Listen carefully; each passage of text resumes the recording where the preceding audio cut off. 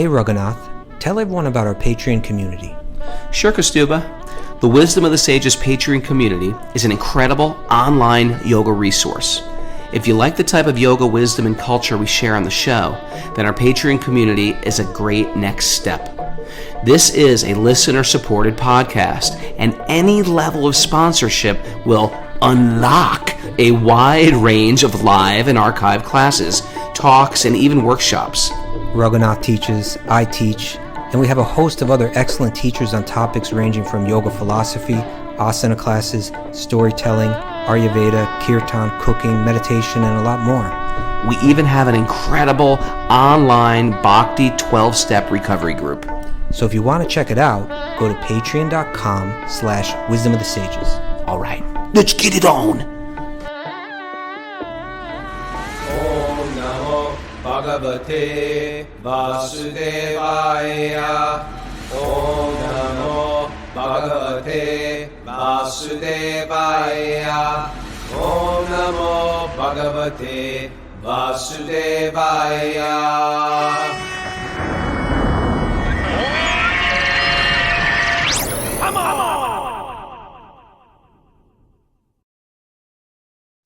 Live from Super Soul Farm, this is Wisdom of the Sages, a daily yoga podcast with your host, Raghunath, and co-host and senior educator at the Bhakti Center, New York, Kaustubha Das. Welcome to the show, everybody. Welcome to Monday. It's a new week. It's a new week. Isn't that exciting? It's a new week to start a new Life. week, I guess. A new moment in life. And whatever happened yesterday, that's dead and buried.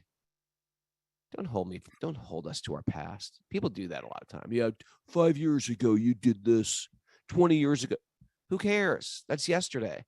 Our whole spiritual philosophy is we can change at any minute. Why hold people to their past? See them for what they can be. How about that, Kaustubha? See them for what they can be. All right. Don't hold people to the past. Horrible. Have I been doing that? No, not you. Not you, Okay, Prabhu. thank you. I'm just talking. People. Maybe I have been. I don't know. Maybe I have. You're not. No, you don't. You sure? Yep, it's Monday, my friend, and it's a great day to start the study of the Srimad Bhagavatam. But yesterday on Sunday, we started the study of the 15th chapter of the Bhagavad-gita because it's a special month. It's Purushottama month. So we did the Purushottama yoga of the Bhagavad-gita, and we didn't finish it. So we want to wrap that up today. It's a great chapter. And me and Kaustubha and Mara have made a vow to read it every day. For this month. Did we read it yesterday? we read double checking. We read a lot of it on the show yesterday, but we didn't finish it. Yeah. Okay. So before we go on, Miss Mara, do you have any? Put down your knitting and tell us some announcements, dear. We have Bhakti Recovery Group meetings today at 1 p.m., 2 p.m., and 9 p.m. Eastern Time. And then also our friend Anu Lawrence is offering a postural yoga class this Sunday at 10 a.m. Eastern Time for our Patreon members. Yeah. Hey, I wanted to mention too, I got a message from Jamuna Jelly from Happy Girl Kitchen yesterday. And she was driving down from like Northern California down to Los Angeles to take part 1 week. Her and a whole team are cooking for the Los Angeles Rath Yatra, which is this Sunday at Venice Beach, right? Yeah. They're all cooking for 10,000 people. So exciting. It's fun, right? Getting together with a team like that with a big mission. Making puris and chapatis and subjis. And so she said, she said she wanted to do. You were thinking about going out there. We got to get it down so we go out there for that Rath Yatra, but we're not going this year. You know what? Tarun's got a performance. My 9-year-old's got a performance for his musical theater camp. What are they doing? I have no idea. But Greece or something. I can't miss it. Greece. He would be good in Greece. He'd be good in Greece. So, in any case, but she, Yamuna Jelly said she wanted to set up a table or something. So there's no official wisdom stages, anything happening out there. But she was saying, hey, announced it. Maybe people can kind of get together out there. Maybe if you wear a little gear, little wisdom of the sages gear out there, your tote bag or your t-shirt or something like that, and hook up with other Wisdom Stages people. It's an event worth checking out. Yeah, LA. Did you know I used to be MC it when I lived in LA? Did you? Yeah. Up on the stage? Yep. Yeah, up on the stage. No, just walking around the crowd pretending I was the MC. Just, listen to me, everyone. And here's an interesting fun fact. Shelter played the LA Rath Yatra one year. Okay. That was very How'd that fun. go? A bunch of hardcore kids came, a bunch of devotees, mosh. What did the older devotees, the dignified, the dignified Brahmins, Vaishnavas, Brahmanas, what did they make of the whole thing? Were they into it? They looked at me like I was Samba pretending to be pregnant in the 12th canto. I think most of them probably appreciated it right on that. Yeah, I've seen that many times. Yeah, we played the New York Rath Yatra too. Do you remember that year? Shelter played New York Rath Yatra. You know, I might. A lot of times in the summer, I was on the road and I didn't catch a lot of those New York Rath Yatras. Yeah, that was like 96 or 95. Yeah, I was probably on the road. Anyway, LA Rath Yatra. Yesterday was Laguna Beach Rath Yatra. We're just putting some love out there, and congratulations, all those devotees out there made it, and all the temples that are hosting it. I guess you just Google Los Angeles Rath Yatra 23, and you'll get some info. Starts in Santa Monica. They walk down, I think, Main Street, Santa Monica. The Westboro Baptist Church comes out and tries to ruin it, but they never do. They're good. They're quite entertaining, truthfully. Did I tell you? Yeah, my older stepson, when he was like 9, there's a guy that is dressed like a cow, and he's they're protesting. Don't these people worship cows or something. Yeah, these people worship cows. Don't kill cows. Yeah, I'll tell you the funniest story. Funniest story is, they're all the devotees are gathering. It's exciting. The cart's there, and then they bring Lord Jagannath in a limousine. Which is like for a lot of people that's sort of peculiar, but for devotees, we're like, yeah, of course, a carved deity of Krishna.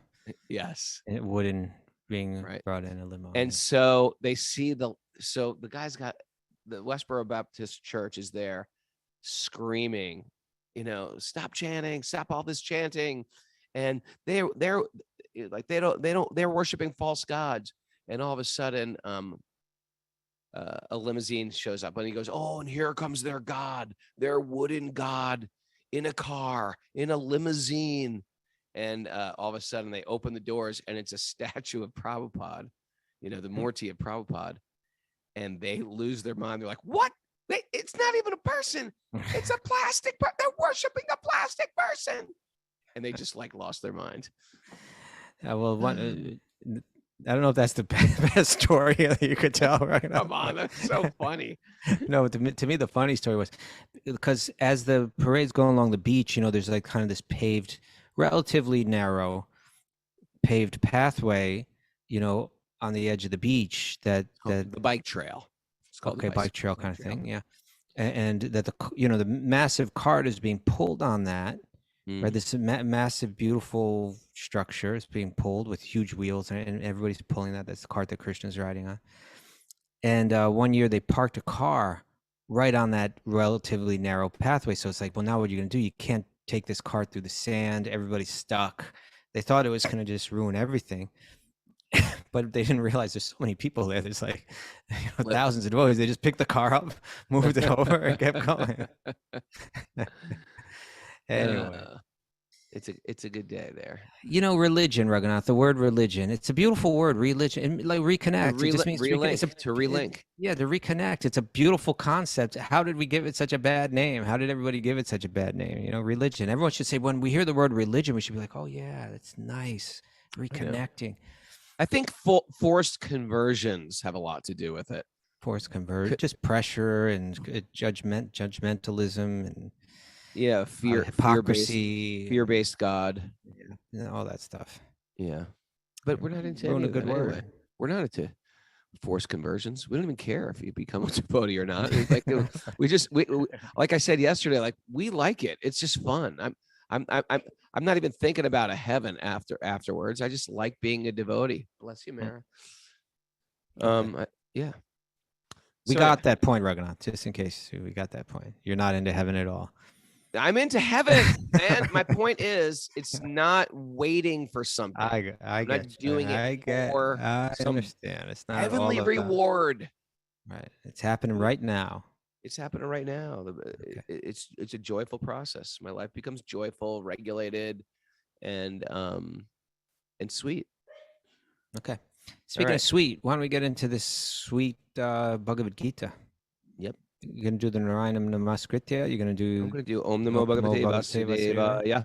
Om Namo Bhagavate Vasudevaya. Om Namo Bhagavate Vasudevaya. Om Jnana Tamarandasya Jnananjana Salakaya. Chakshurunmidatam Yena Tasmai Shri Gurave Namaha. I was born in the darkness of ignorance, and my teachers are opening my eyes with the torchlight of knowledge. I offer my obeisances at their lotus feet. Right. So we are on chapter 15. Purushottama Yoga, or the Yoga of the Supreme Person of the Bhagavad-gita. Doing Bhagavad-gita today. So this is maybe one of the most famous verses. Why don't we just reconnect, as we were saying, or reconnect, a little background, give a little background. Okay. For the first few verses. Well, why don't we just super quick summary? Okay. That's what I was doing, but okay. You were? You said this verse. No, I said the first few verses. Oh, okay. I thought you meant like I thought you were going right into text 15. Okay, go ahead. Well, the first few verses, was it 1 through 4, is the analogy Krishna uses as of the material world as a banyan tree. Yeah. And in the same way, you can get lost in a banyan tree because they're massive. They grow massive. And they're quite confusing because the roots grow up and downward. Now this is turning into a long summer. You go. You I don't mean to. I don't want to discourage you. I'm sorry, but I just had a feeling we may take a long time if through every section you. I'm just saying you get lost in the material world. It's easy to get lost. Krishna uses this analogy as a banyan tree. You can get lost in it. Okay. And the way to deal with it is to cut it free. Okay. So we heard that the analogy of the banyan tree, meaning this world is like a upside down banyan tree. It's like a warped reflection of reality. Mm-hmm. We get all caught up in it. We're lost in it.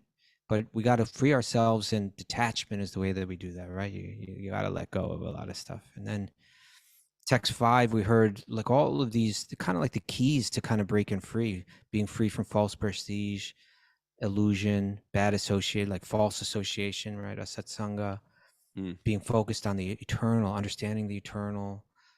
Done with material lust. Being done with material desire, material lust. Free from dualities of happiness and distress, unbewildered. You surrender unto that Adi Purusha, that supreme person who's behind it all. And that's a real theme here, that there's a supreme person, that there's you know what I was thinking, Raghunath? It's kind of like if someone was walking around New York City and they're just saying, isn't it amazing how like there's all these traffic lights and it's kind of directing the traffic, because without that it would really be a mess. And isn't it amazing that like there's electricity going into all the different apartments, and that there's water, and plumbing going into all these places? And isn't it amazing? Isn't it incredible that it just happened that way? Just happened. And someone say, no, there's someone behind it. It's like there's people that have designed this whole thing. Intelligent design. Yeah, there's a whole, and so what's coming out in this chapter is that there is a Uttama Purusha. There's lots of Purushas. There's lots of different kind of people, but there's an Uttama Purusha. There's a supreme person who's pervading it all, who's dwelling in it. Vasudeva. There's that Deva that's dwelling within everything, or Vishnu. That pervader. Right, that's in everything. Most people can't see that. Krishna's saying to Arjuna, see it, try to see it, And so so that Adi Purusha, that original person, is behind everything, is surrendering to him. And then we heard a bit about the spiritual realm, that it's not illuminated by any kind of, it doesn't need a sun, or that it's self-luminous. Interesting concept, huh? Self-luminous. Self-luminous. Then we heard a few verses about the condition of the living beings in this world, that we're plugged into these senses, they're connected to the mind, and we struggle. We're following them. They're making demands on us, and we're thinking we're going to be happy by satisfying the senses. We struggle like this, and therefore we take one body after another while we're in that illusion. We get convinced we're that body. Every birth, I'm convinced I'm this now. It's me. Yeah. And so we take our mind's conditioning with us into the next body. Then we get a new kind of eye, a new kind of ear, a new kind of nose, and all of that. Makes and it sense, says, doesn't it? It all makes makes a lot sense. of, It makes perfect sense. it makes perfect sense, and makes so much sense. But Krishna says, but a lot of people, the foolish, he said, they can't see that this is going on.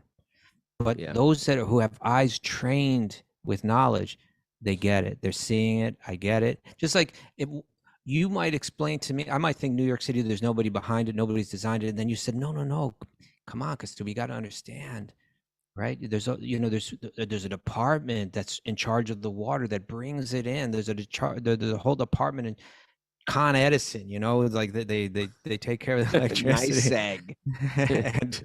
and ultimately, like, there's a mayor, and this mayor is the one that's kind of coordinating everything so that all this stuff gets done. I might not be able to see that mayor, see the people behind, but now that you told me, I'm beginning to see it. Okay, yeah, I'm putting it together now. I can see that behind this there is this design and ultimately a designer. So he's saying the foolish can't see it, but those whose eyes are trained in knowledge, they see it all. And the endeavoring transcendentalists that are situated in self-realization, they see it all totally clearly. They're moving through this world, understanding what's happening. And this is what we do in this podcast. We're training our eyes to be like that. We're training eyes to see that. When a person leaves their body, we don't even say people die. They say he left his body. It's a better way to say it. It's a better languaging, isn't it? Yeah, he left his body. Left his body. Right. Training the eyes to see. Yeah, I like that, Raghunath. Good point. Well, I'm just saying that's what sadhana is. That's what hearing sacred literature every day is. It's training the vision. One of those. It's true. It is helpful. Sometimes these things get a little like, that white-bodied person, yes, that black-bodied person. Like some bodies do. They have that kind of language. Sometimes a little awkward, but yeah, it's meant to train the eyes. So I appreciate it. Black-bodied, yeah. Okay. I actually, as crazy as that sounds, I like the way that sounds. It actually, you're trying to make a distinction. Based on spiritual knowledge, yeah. And you're saying they're not the body. The person has the black body, or the person that has the Asian body. Yeah. You can't say there's no distinction between bodies, especially when you're trying to describe something. Is it an offense to say the tall-bodied person? And what it's doing is it's placing the distinction on the body and not on the soul, because on the soul level, it's all of the same energy, right? The cow-bodied person. That cow-bodied person over there is eating the grass-bodied living entities.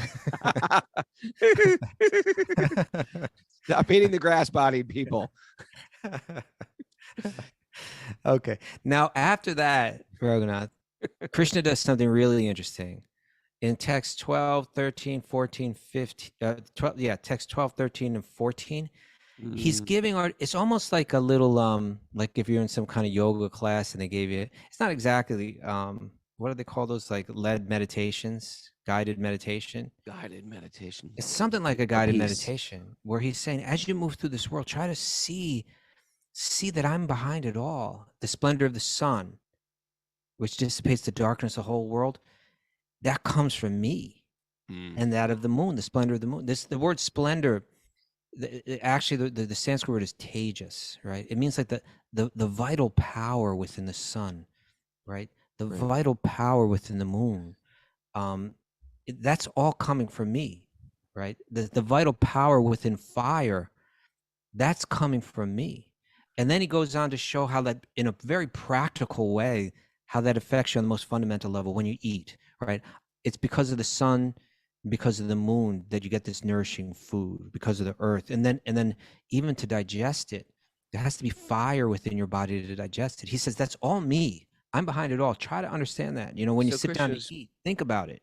Krishna is taking all these things that we just take for granted and explaining that thing that you're taking for granted, that thing that's happening, that you're completely dependent on, that you couldn't get out of bed in the morning. That's me. That's me. Like, if you can't figure out who I am, let me break it down for you. It's like me talking to a teenager. Kid. I'm the one who's paying for your insurance in the car that I paid for with the credit card of mine that you used for the gas to get to home for dinner with the food that I bought and cooked. And You know what I mean? So it's well- sort of like you got to really get it through the materialistic head that everything's been designed for. We're a bunch of rebellious teenagers, aren't we? We are. That's what being a materialist is. Yeah, I always Complete remember. refusal. I always remember that time where you kind of lined up a gig for me, you could say, like a private class with a billionaire, right? Really nice guy. Great guy. And but when he came in, he kind of, his prelude was, look, I'm not religious, I don't believe in God and any of that stuff. And I said, look, I'm not here to try to convert you to anything or anything like that. I'm just here to teach you this yoga philosophy, and then it's up to you what you want to do with that. My goal is just to do it in an authentic way. He said, perfect, that's exactly what I'm looking for. Okay, let's go. And then I shared this analogy similar to what you're saying now, that like if you ask a spoiled, let's say uninformed kid, where do you get your food from? Because I get it myself. Well, how do you do that? I walk over to the refrigerator, open up the door, take it out. Okay, yeah, on one level you got it yourself, but someone that understands the circumstance more clearly and more deeply understands that no, there was a benevolent person behind that, right? You have parents that went out, they earned money, they went to the grocery store, they purchased that food, they transported it home, and they place it in the refrigerator thinking of your benefit the whole entire time, right? Sure. And when I said that to that person, he said, it was like, boom. Yeah, he said, and I really credit him for saying this. He said, that's me, right? Like the rain, the sun, the moon, the food, that's me. I think I get it myself. I go out and I earn money. No, it's all provided. It's provided by the sun. Who's providing the sun? Who's providing the moon? Krishna's saying this, see me behind it all. And then now we get to text 15, where we are today. This, as you were mentioning, this very famous verse. In this verse, he's saying, not only am I penetrating the sun and the moon, all these natural elements, but he says, I'm penetrating into the heart of every living being. And if you want to see me in this world, the way that I'm describing, I can give you that, right? Right in the heart, I can help you remember it. I can help you forget it, whatever you want to do. But I'm the one that's making it happen. I'm the one that's facilitating it, right?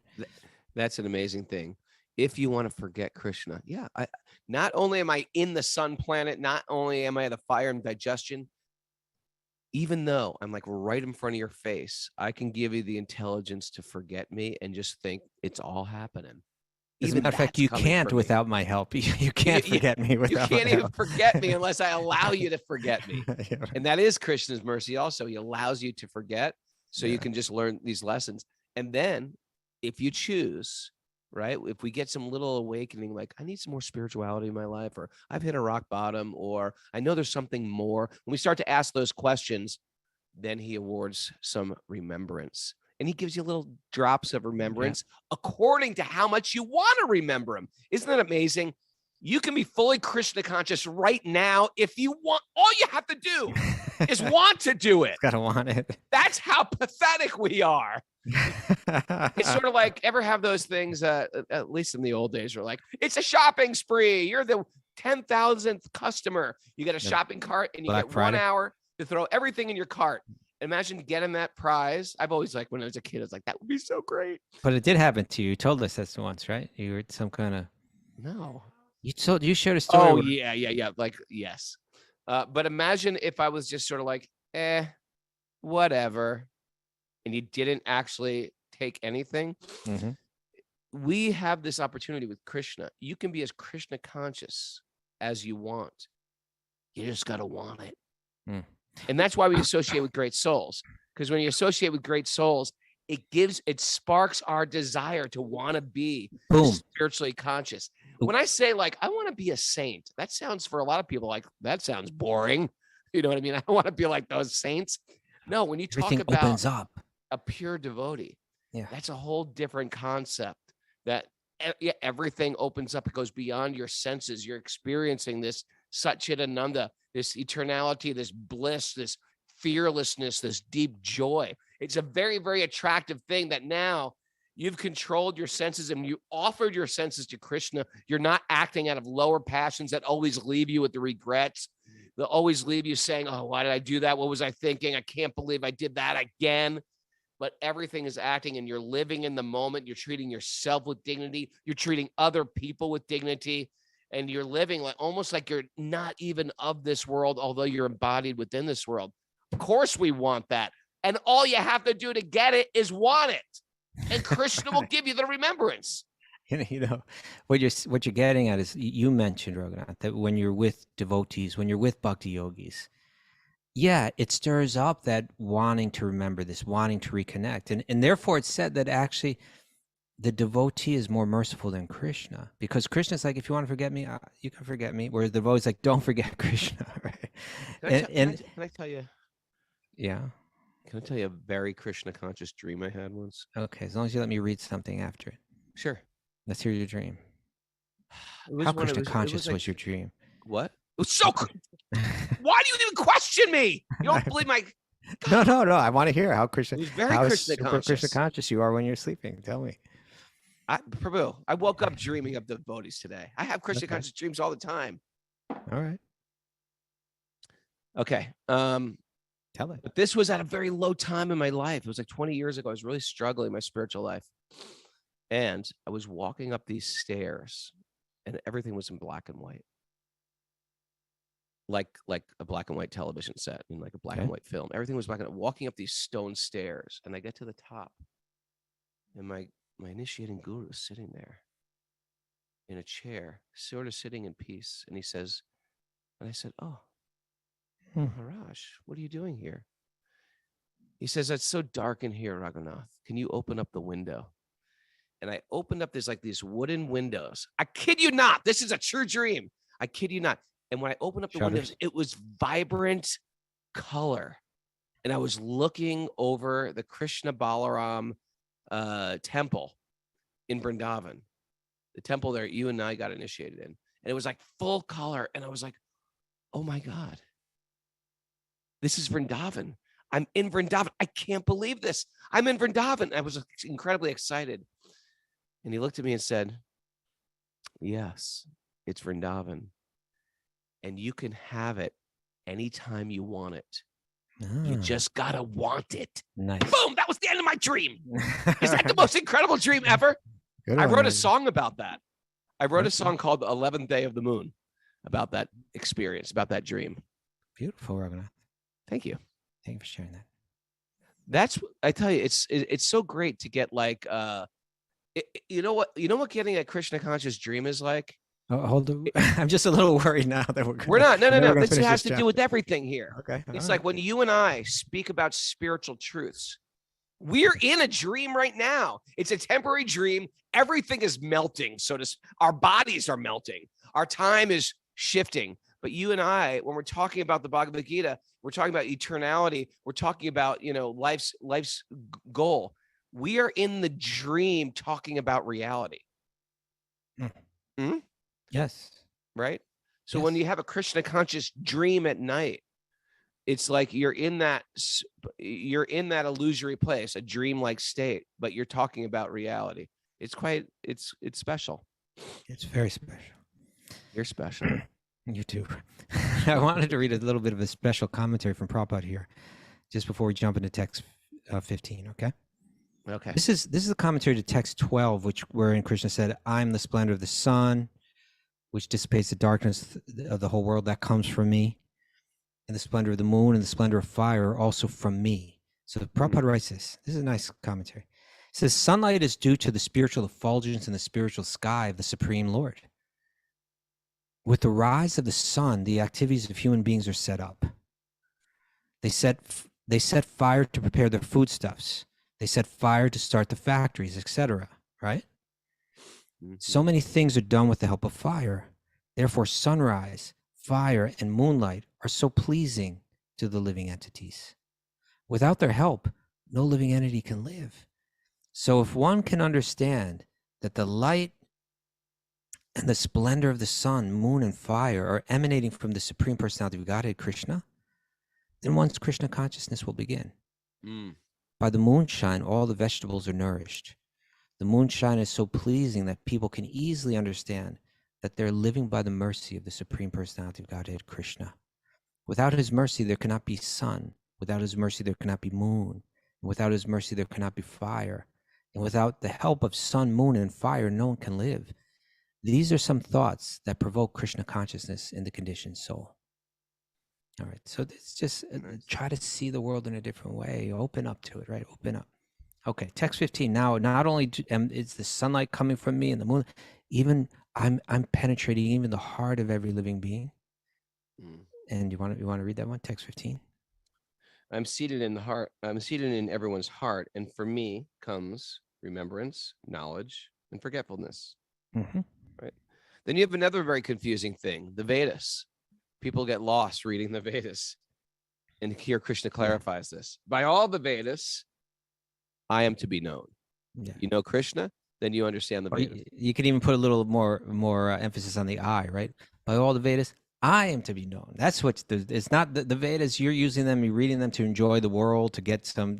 No, the reason you read the Vedas is to know me.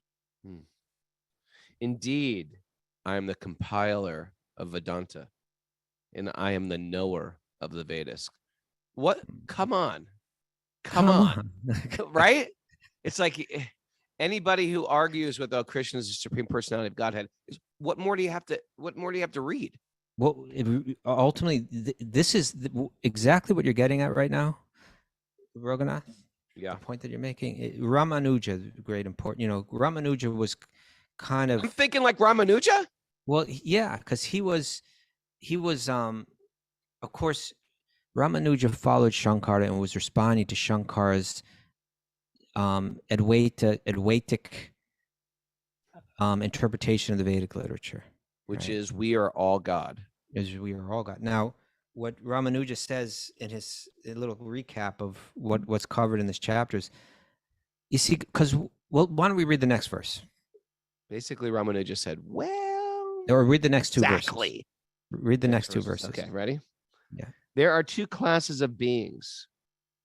It's nice to look at the world like this: the fallible and the infallible. And let me clarify something here too. I did a little research on the word fallible. It's from the old French faillir, which means be lacking, miss, not succeed. And this is real important, to run out or to come to an end. It says that it replaced the old English aberoen, which is from the 12th century, which means to be unsuccessful in accomplishing a purpose, or also, and this is important, to cease to exist or to function or to come to an end. And then in the mid 13th century, the word fallible was applied to like a food or goods, to run short in supply or to be used up. So when Prabhupada says they're fallible or infallible, I think, and most of the commentators are hitting on this point. You could say perishable and imperishable, or you could say mortal and immortal. Like there are those that are in bodies that run out. There are those that are in bodies that come to an end. There are those that are in bodies that are perishable, and there are those whose forms are imperishable, that don't come to an end. So you could also just say the conditioned and the liberated, right? Yeah, I always took it to those. I mean, the obvious translation was those who can fail. And it seems like as material beings, we're faulty. We're sort of faulty products. And some people go through this world and they're pretty, they're pretty upright citizens. They're good people with integrity, and a lot of people fail even at their duties. You could say that the taking on of a material body is a failure in itself, right? All right, so that's something we can't win.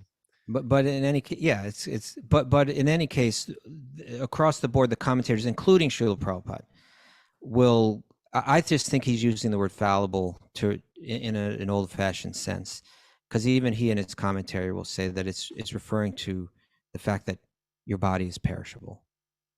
Okay. And so, you know what, I like that better. It clarifies some stuff, because that's very obvious. And it ties into the point. And the immortals. Yeah, and it ties into the point. Now, again, read these two texts, and then we'll talk about it. There are two classes of beings: the fallible and the infallible. In the material world, every living entity is fallible, and in the spiritual world, every living entity is infallible.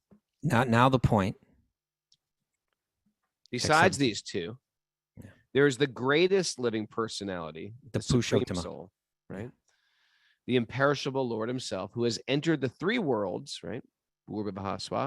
And is maintaining them. Okay. So again, we were just reading these verses about how Krishna enters everything and sustains us through it, even the food that we eat, right?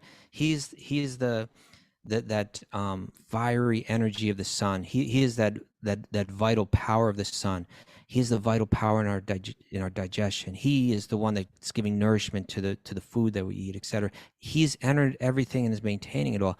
But note here, and this is real important. This is what Ramanuja draws attention to. It said there are two types of beings. You could say that the fallible and the fallible means like the conditioned souls in these material bodies, and then the free souls, right? The liberated, the enlightened souls who don't take on a faulty material body. And then he says, and then beyond that, there's the ultimate person. Now Shankar's thing is once you're free, once you're no longer conditioned, then that's it. You are God. He's saying, no. Beyond those, even beyond the liberated people, there's the supreme person who's sustaining everything. And so Ramanuja says the distinction between the liberated and God and God's imminent maintenance of it are points of capital importance. The distinction between the liberated person, and God. Because Shankar is saying when you're liberated, then you realize you are God. Ramanuja is saying, Krishna is saying it right here, that beyond the liberated is the supreme person who's sustaining everyone, including the liberated. Nice. So you're thinking like Ramanuja there. I'm thinking like Ramanuja. It's a good way to think. And in one sense, text 17 just sums everything up, right? Right. That beyond the conditioned and the liberated, there's a supreme being that's penetrating everything and sustaining everyone. Just understand that one point. And that Krishna is going to call that realization the secret behind it all. Like that's in the last verse, this is the most confidential part of the Vedic teachings. Of all the Shastras, he's going to say that's the secret, right? Let us continue. Okay, this is text 18. Because I am transcendental, beyond both the fallible and the infallible, and because I am the greatest, I am celebrated both in the world and in the Vedas as the supreme person. The Uttama Purusha or the Purushottama, right? You know, when I read these verses, I'm thinking like, man, Christians would love this. Person, it is. It's really sort of like it explains Christianity. Try it at the Rath Yatra in LA. See how really you guys are going to love would this. Like this book. I know you think we're different than you, but we're quite the same. We're quite similar. We're on the same path. To get the video of Raghunath approaching the Westboro Baptist Church, people say, "Hey guys, you're gonna love this Bhagavad-gita verse right here." No, but the thing is, I'm really serious. I'm saying that true. in a some do appreciate it. Some do. Yeah. Here. All right. Text 19. Almost done. Whoever knows me as the supreme personality of Godhead, without doubting, is the knower of everything. He therefore engages himself in full bhakti, full devotional service to me, O son of Bharat. Okay, so this is real important here. Krishna is speaking like the Upanishads in the Bhagavad Gita, but with even greater clarity, with even more explicitly, right, in the Bhagavad Gita. So what he just said was, there are conditioned souls in this world, and then there are liberated souls. But I am the supreme being beyond it all, and I am penetrating it all, and I'm sustaining everyone. And when you know that, without any doubt, you know all there is to know. You got it. You got the key there. And when you know that, the natural, spontaneous reaction is to engage in reconnection, in devotional service and bhakti, to connect with bhakti to that source of everything. And now he's going to point out how special this is. Text 20. Please hold. Oh, I just set the whole thing up. Please hold. First question comes up is why does Krishna, why does he now shift into third person like he's not talking? Yeah, honestly, I don't know. You know, that's something worth researching. Yeah.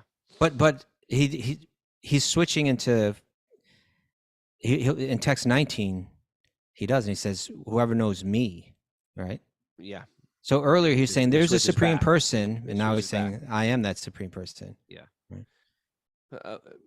And whoever knows Krishna without doubting, that makes it sound like we're trying to set you up for blind following, or no, it's when you actually sort of get it, When your and conviction is matured. Yeah, when your conviction is matured, and your faith becomes more realization. Yes, there's someone behind setting up the traffic lights in New York. Of course there is. Then all of a sudden, you're the knower of everything. Okay, text 20. This is the most confidential part of the Vedic scriptures, O sinless one, and it is disclosed now by me. Whoever understands this will become wise, and their endeavors will know perfection. I mean, everything you do in this world will lead you to perfecting your life. Not just good things, not just like intelligent choices. He made some good choices, but actually perfection. There is a perfected being. It's just not to be a good person. Good people are great. We love them, love good people. But there's actually a goal of this human existence. And when you hear it, you know, Prabhupada explain that and the Vedas talk about that, you realize, oh, I get it. You understand there is a game going on here. There's a game going on. It's called you're an illusion, you're in prison, get out of the prison game. And here are the tools you can use to break out of prison. Oh, I like this, break out of prison. Here's the tools you can use to break out of prison. And there is a definitive way to get out. And then there is a goal on the other side. So it's all explained through the Vedic teachings. Whoever understands this will become wise. And there is actual tangible wisdom, and his endeavors will know perfection. Sometimes we hear wise things, but it doesn't necessarily lead you to perfection. You got to cultivate it. You know, it's interesting. So many interesting things in this verse. He says, "Iti guyam tamam." Guyam tamam, like we say uttamam, mean like the highest. Guyam tamam, the greatest, the highest, the deepest, the most confidential secret. Secret, right? It's a secret. Right? Yeah. Guyam tamam shastram, of all the shastras, of all the Vedas, right? Krishna just said, I'm the compiler of the Vedanta, right? Just 5 verses back, right? Now he's saying of all of that, and I'm the knower of it. Nobody knows it like I do. Now he's saying, and the greatest secret of it all is what I've just shared with you, right? That beyond the conditioned and liberated souls, there's the ultimate Purusha. That's me. I penetrate this world and I sustain everyone in it. And when you get that, you serve with love. That's the confidential teachings in all of the Shastras. The most confidential part is that in the end, you serve with love, recognizing God in everything and everyone. It's not how to find liberation. It's not how to find material happiness through the Vedic teachings. It's actually developing this desire to serve with love. That's where it all leads. That's the Guyam Uttamam. That's the real secret behind it all. That's where it all leads. The super secret. There's a lot of secrets in this world. We all got a little secret, right? The most incredible secret of all secrets is that God is right in front of your face, and all you have to do is want him in your life, and he'll be there for you. But you have to want him. He's right there. He's right there. He's behind everything. All the magic that's going on, right? There's a lot of magical things happening in this world. Krishna's right behind it. And when you know the secret, you know everything, and you become wise. And now he also calls Arjuna Anagha, O sinless one, which we can also understand, like when we say sin, you know, that's again, that word is a tricky one for us. You know. But we can understand it means he's lacking all the bad karma that comes from bad choices, and therefore he can understand the secret, right? When you have a head full of bad programming because of bad choices that you made, you don't even want to hear the secret. Even if you hear the secret, of bad choices in me. You could say secret. Well, you're telling it right here to everyone. Yeah, but how many can understand? How many is it revealed to? How many of it hear it and understand it? So just because it's there doesn't mean that the truth becomes revealed within the mind, within the heart of someone. But he's saying, Arjuna, because you want the truth, because you don't have a head full of this terrible programming, you can understand who I am, and you can understand the secret. Now it says this. This is another interesting. Then it uses this term. He said, understanding this, you become intelligent. And then krityaha, the most perfect in their endeavors. Kritya.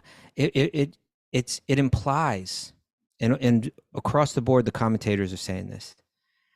It implies that when you know this and you're acting on it, then all your other dharmas, all your other obligations in this world, they're already fulfilled when you've got this secret, when you understand it. When you have this, what Ramanuja calls Purushottama vidya, when you have this knowledge of the Supreme Being within everything and maintaining everything, and therefore you're drawn to serve, all the other dharmas that you do in life, the temporary dharmas, are just to help you understand that. That's why you're meant to be an honest person in the business world. That's why you're meant to be a responsible parent. That's why you're meant to be a responsible citizen. All the duties that you take on in life, they're meant to help you come to see this, to open up and be able to see this. When you've seen this, you've done you're good with the world. Like now all your duties are taken care of. Now this is what Ramanuja writes in his commentary to this, or at least as it's presented, translation of his commentary.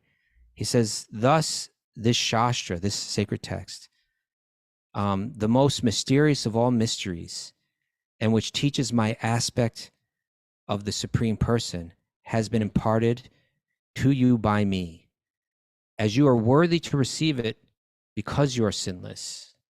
This is kind of wrapping up the 15th chapter. I've just shared with you this secret. And then it says, by understanding this, a person will become truly wise and will have fulfilled their duty.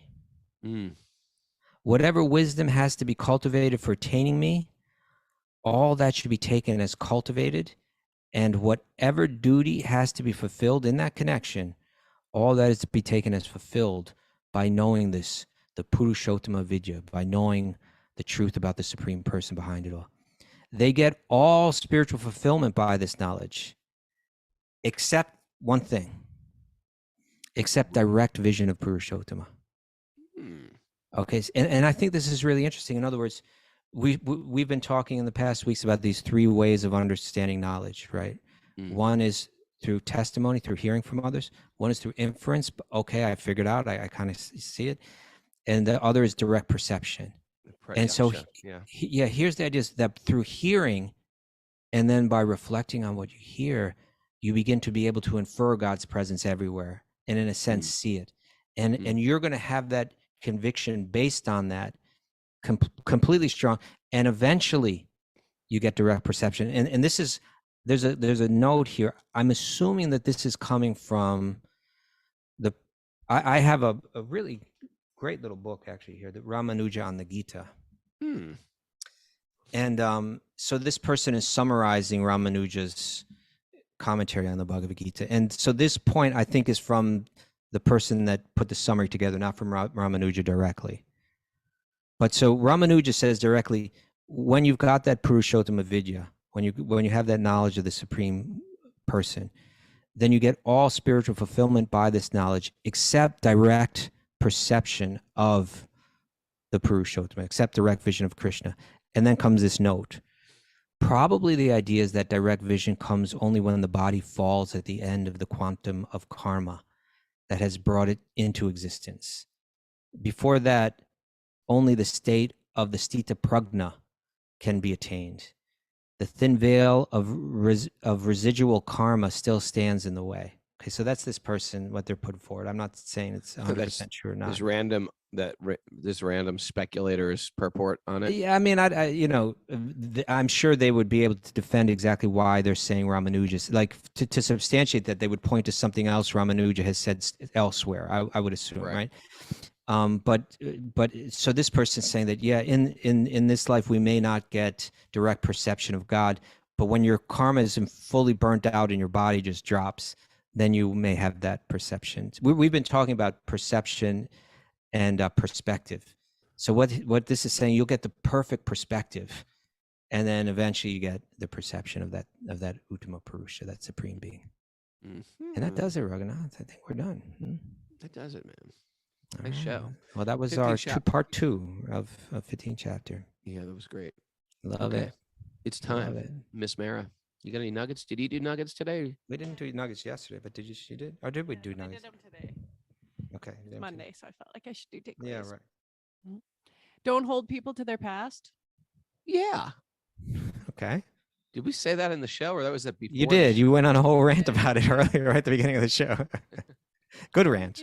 It's important. It's important, Mr. Kaustubha. Very important. I agree 100%. See Krishna within and behind everything and everyone. Okay. That's confidential. Very confidential, Mary. Don't share that with confidential. Stop it. We're a bunch of rebellious teenagers. Oh, yeah. Bunch of rowdy boys and girls. You can be as Krishna conscious as you want, but you gotta want it. Gotta want it. That wasn't. You can have Krishna. You can have Vrindavan. You just gotta want it. How about that? What did Mary say? You can be as Krishna conscious as you want, but you gotta want it. You can have Krishna. Anyway, I gotta They're both good. One. They're both good. Train our eyes to see. Train your eyes to see. ... What? Truth, Krishna, whatever you want to say. How Krishna is the Purushottama Vidya. Krishna is the sun, moon, and fire that sustains everything. He's the secret. He's the secret. Cultivate wisdom and Krishna consciousness for a perfect life. Okay. All righty. Krishna is right behind the magic. He's the magician. He's Yogeshwar, the supreme magician. Are you going to play the music today? Oh, I'm ready, Mary. Okay, all right. And it's fun now. We aren't in it for the heavenly rewards. It's fun now. It's fun now. If anybody didn't get that, I just want to let you know that Raghunath is not doing this for heaven. He's doing it because he's enjoying it right now. On my deathbed, I'm like, I'm just kidding. I'm in it for the heaven, please. Give me the heaven. All the Yamadutas show up to torture my soul. Listen, I made a terrible statement previously. Thanks to everybody for joining us. Hey, look, it's Todd Harris is here. I love when I see people that I didn't greet in the morning. If you're join us on Zoom, I say good morning to everyone. Come join us on Zoom, if everyone out there listening. You can just email Mara, wisdomofthesages108@gmail.com. She will give you the secret codes to enter into our little coven. And then you can join us here live at Zoom every morning, 6 a.m. Monday through Friday, 8 a.m. Saturday and Sunday. And we got a good crew here. We all look at each other. We write messages to each other. We write things on the message board. We peer into your apartment or home. We notice what's on your wall. We judge it. We judge it accordingly. And not only that, sometimes people fall in love. That does happen. Dreams do come true. Dreams do come true here on Wisdom of the Sages. Yeah, we're the matchmakers of the spiritual world here. You're looking for a life partner? Come on Zoom. We can help you.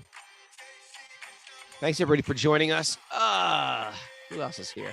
Stacey Cabrera, welcome back. She's the OG. Good to have you, and welcome all the people who are new to the show. Yogini and Mahalakshmi. Oh, A.H. Yogini. I said Yogini. Is that wrong? Yogini. And who else didn't I say good morning to? Henry. Did I say good morning to Henry? Ananta? Hey, Raghunath, I got to get going soon because I got to... Oh, yeah. We're down to catch this ride with to come to you. Swami today. That's right.